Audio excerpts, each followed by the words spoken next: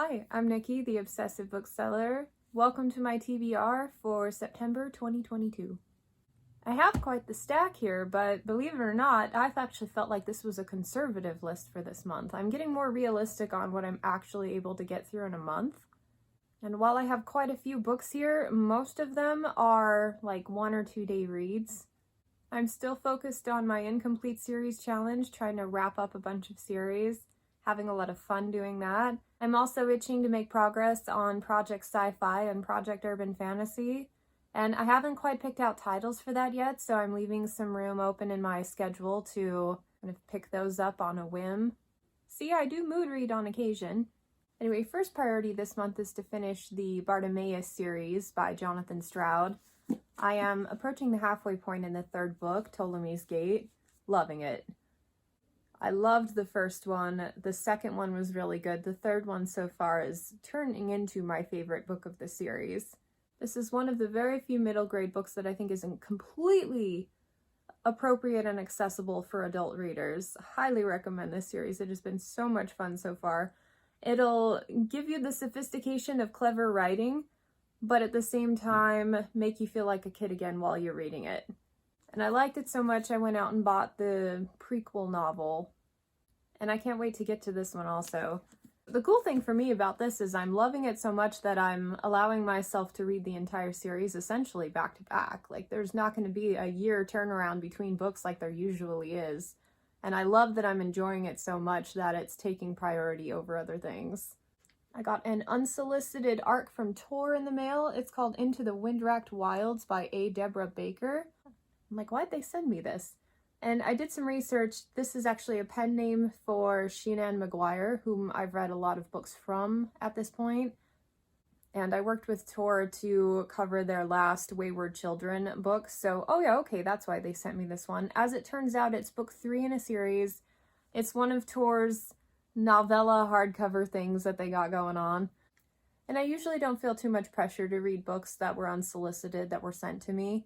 And in this case, it's third book in a series. But because they're short, because I like the author, I did a little research into the first book and my library has a copy, so I'll give it a shot. The premise sounds fun. This one, probably because she used a pen name, was not even on my radar at all. I have never heard of this one. But as I am loving the Bartimaeus series, maybe another middle grade might fit the bill, especially one that's written by an author who normally works on adult spec fic.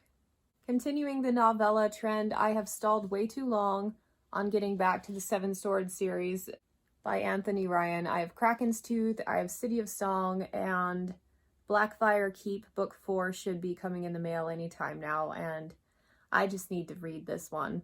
I love the first one. I've been stalling, and I think it's because I keep saying, oh, well, they're so short, I can fit them in anywhere. I can read them in a day. But then I never do it. So this month it's happening. Especially since for my incomplete series challenge, this is a quick win. I like quick wins. For Patreon Book Club, we picked Transformation by Carol Berg. I've never read anything by this author before, but I have heard from people in the comments so many good things about this series.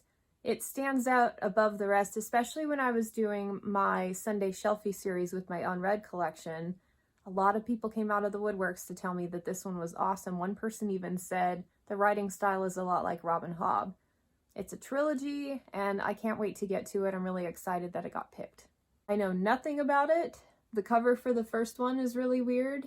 The next two are a little bit more appealing. So we'll see how it goes. I can't wait. I've talked about this one a lot, Rapture by Cameron Hurley. This will also be completing a series. Instead of reading this one last month, I read the short stories in the world.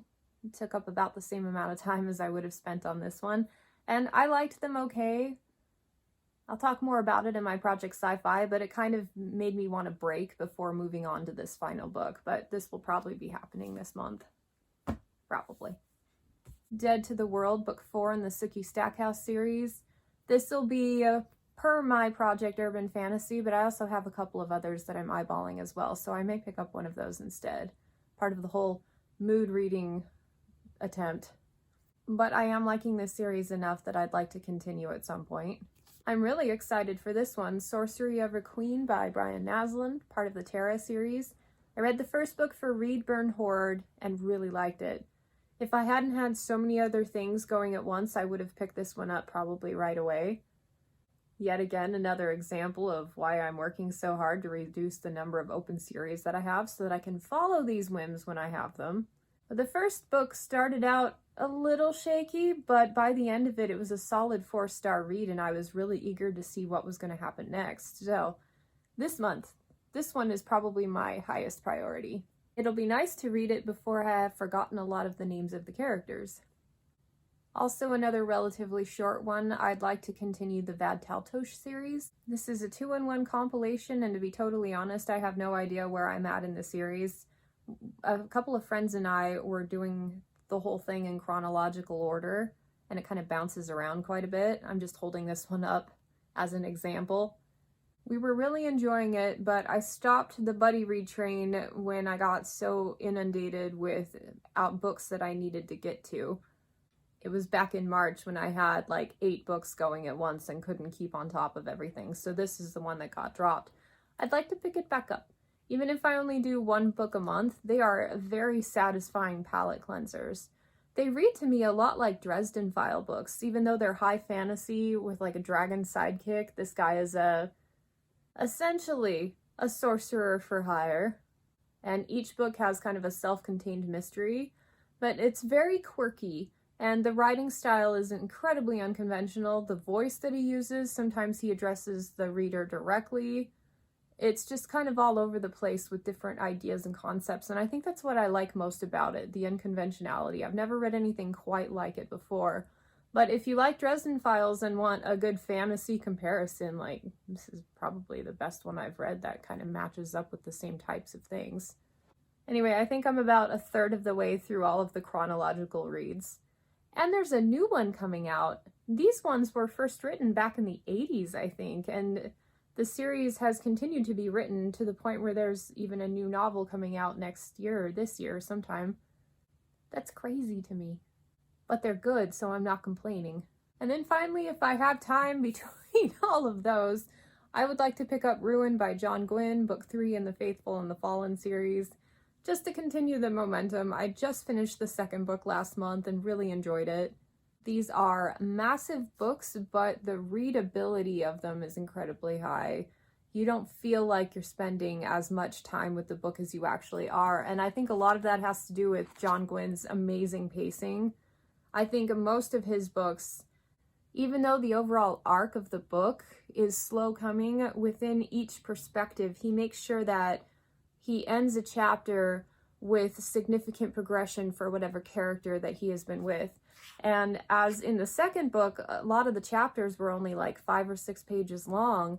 That's not a lot of time to bring significant change to the characters, but somehow he manages, and I think that's why his books have such an addictive quality. Very much looking forward to continuing this series, if I have time. So that wraps up my TBR. It's occurring to me that there's not a single book on my list this month that I'm going to have to find the cover art for because I own everything that I want to read. That's a first. That's incredible. There are a couple here and there that I don't own that I might be picking up for like Project Sci-Fi or whatever. For the most part, owned books for the win. I think that's the best I've done in recent memory. Anyway, thank you for joining me for this TBR. Let me know what you plan to read this month. Are you excited about anything in particular? And thanks so much for stopping by. I hope to catch you next time. Bye.